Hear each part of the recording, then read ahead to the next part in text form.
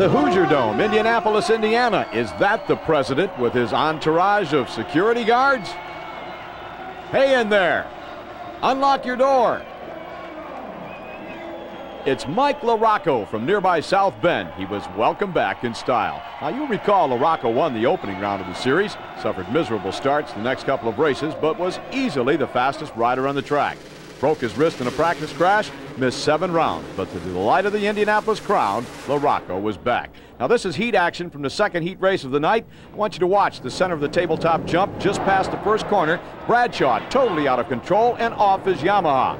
According to Bradshaw, Mcgrath cut in on him just prior to the corner. To avoid hitting Mcgrath, Bradshaw moved to his left and ran into a hay bale, never recovered, finally lost it on the jump. Here it is again, off the bike and running alongside.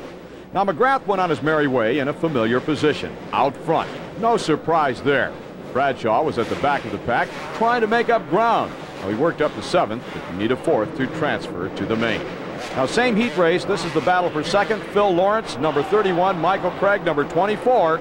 Craig joins Bradshaw on the ground. Now, here comes the real fun. Mcgrath is going to take the heat race win, but watch what happens behind Mcgrath. Matasevich has a lock on third from out of the blue. Larry Ward's motorcycle comes flying through the air and knocks him down. Meanwhile, Bradshaw's caught up with Jeremy Mcgrath. Jeremy, you had all kinds of room. Why'd you cut me off? Back to Matasevich and Ward. Now, the pair of riders finally cross the finish line, and watch what happens. Shades of Ric Flair and WWF. Now, we'll go to the pits where Ward, with his back to the camera, explains his side of the story. And here's Mcgrath on Bradshaw. Listen. No, I just laugh. You know, it doesn't bother me at all. He tries to intimidate everybody out there, and, you know, I'm not going to fall for that. After all that, the main event was almost anticlimactic.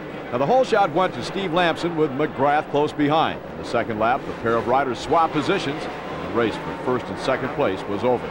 Lampson stuck with his Honda teammate for several laps, but eventually fell off the pace. Now, this is the battle that ultimately would decide third. Michael Craig and number 6, Jeff Emig, diced for several laps.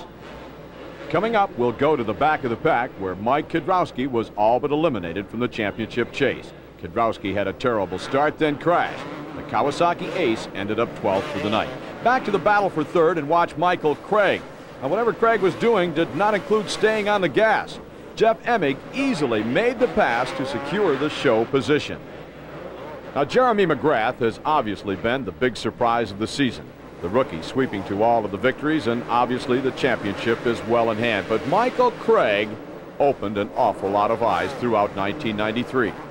He started the season with a DNF, then progressively got better. Several top 10 finishes will earn him a factory ride in 19 and 94.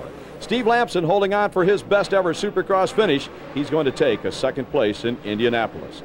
Bradshaw had the worst day. He was mathematically eliminated from the title chase.